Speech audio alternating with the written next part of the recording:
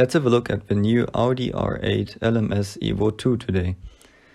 Audi updated the successful R8 GT3 car in 5 points: aerodynamics, engine intake system, traction control, suspension, and driver cooling.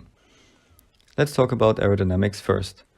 The R8 GT3 car was designed with a powerful underbody, which gave the car great aero efficiency and resulted in a relatively small rear wing compared to its predecessor. The R8 was always good in terms of top speed while providing similar downforce to the competitors. But on bumpy tracks like the Nordschleife, where the ride height changes all the time, the downforce, which mostly relied on the underbody, changed all the time. So it was hard for drivers to get the maximum out of the car because they were lacking confidence. And especially in customer racing, it makes more sense to design a car with stable downforce in all driving situations rather than chasing peak numbers in the wind tunnel.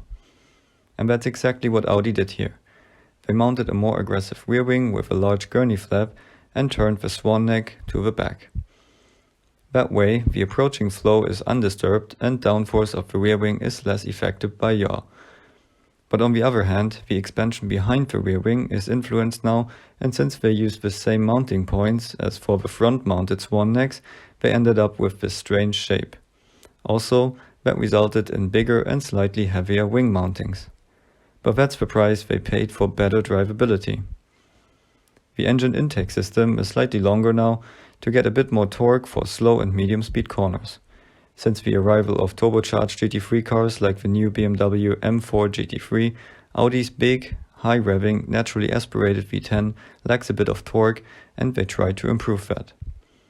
The traction control can be adjusted in a very fine way now, and you can set start and end conditions of the system. Dampers can now be adjusted in 4 ways instead of 2, and the driver gets an air conditioning system for the cockpit.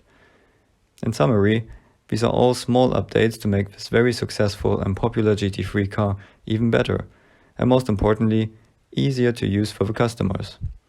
What do you think of the new R8 EVO2? Let me know in the comments below.